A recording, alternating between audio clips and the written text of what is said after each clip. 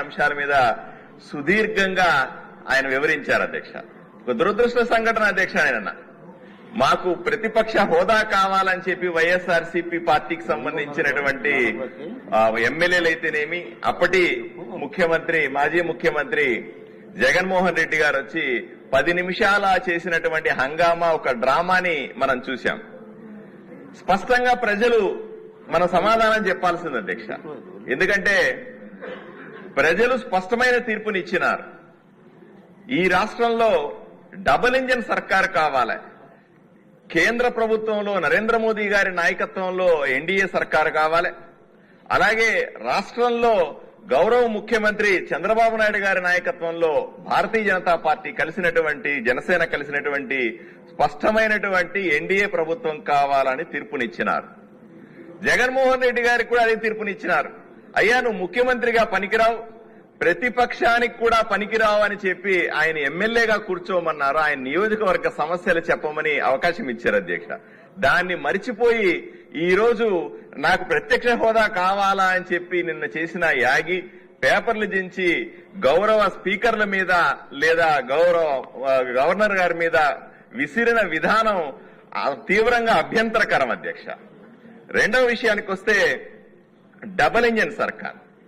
ఈ రోజు దేశంలో మీరు చూస్తా ఉన్నారు అధ్యక్ష, వికసిత భారత్ పేరుతో నరేంద్ర మోదీ గారు 100 సంవత్సరాలు పూర్తయినటువంటి స్వాతంత్ర భారతదేశం ఏ విధంగా అద్భుతంగా ఉండాలా, సమాజం ఎలా ఉండాలనే కళ్ళగన్నారు. దాన్నే వికసిత భారత్ అనే పేరు మీద ప్రయాణం చేస్తా ఉన్నారు.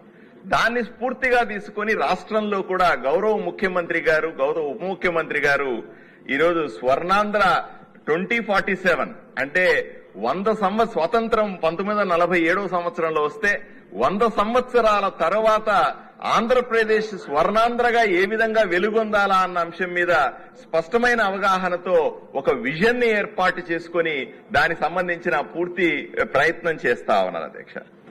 మనం చూశాం గతంలో జగన్మోహన్ రెడ్డి గారు కూడా చెప్పేవాడు.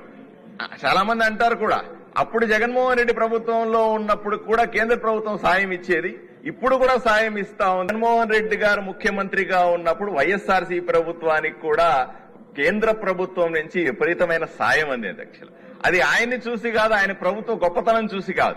ఎన్నో సార్లు కేంద్ర ప్రభుత్వ పెద్దలు కూడా చెప్పారు, ఇచ్చిన డబ్బులని సరిగా ఉపయోగించుకోలేకపోతున్న ముఖ్యమంత్రి ఎవరన్నా ఉన్నారంటే అప్పట్లో జగన్మోహన్ రెడ్డి గారని చెప్పేవాడు. వైఎస్ఆర్సీపీ ప్రభుత్వం చేస్తున్నటువంటి అవినీతి మీద కేంద్ర ప్రభుత్వ పెద్దలు పార్లమెంట్ లో సాక్షాత్తు మాట్లాడిన సందర్భాలు ఎన్నో ఉన్నాయి. అంతేందుకు ప్రతి ఒక్కసారి జగన్మోహన్ రెడ్డి గారు ప్రధానమంత్రి ముఖ్యమంత్రి హోదాలో ప్రధానమంత్రిని కలిసినప్పుడు అందరూ బయట ఉండేవాళ్ళు. ఆయన ఒక్క లోపలికి వెళ్లి ఏం మాట్లాడుకున్నాడో, దేని గురించి మాట్లాడుకున్నా ఇప్పటికీ ప్రజలకు స్పష్టత లేదు అధ్యక్ష. ఈ రోజు మీరు ఆలోచన చేయండి. ఈ రోజు మిర్చి ధరలకు సంబంధించిన సమస్య వస్తే కేవలం 2 రోజుల్లో ఇక్కడ ఉన్నటువంటి రాష్ట్ర ప్రభుత్వం ఎన్డీఏ ప్రభుత్వం నరేంద్ర మోదీ గారి దగ్గరికి వెళ్లి సుమారుగా 11,970 రూపాయల కనీసపు ధరను ఏర్పాటు చేసి మిర్చి రైతులకి స్వాంతన చేకూర్చాం అధ్యక్ష. అదే రకరకాల సమస్యల మీద ఈ రోజు కేంద్ర ప్రభుత్వాన్ని అప్రోచ్ అయిన వెంటనే మనకు పరిష్కారాలు దొరుకుతున్నాయి.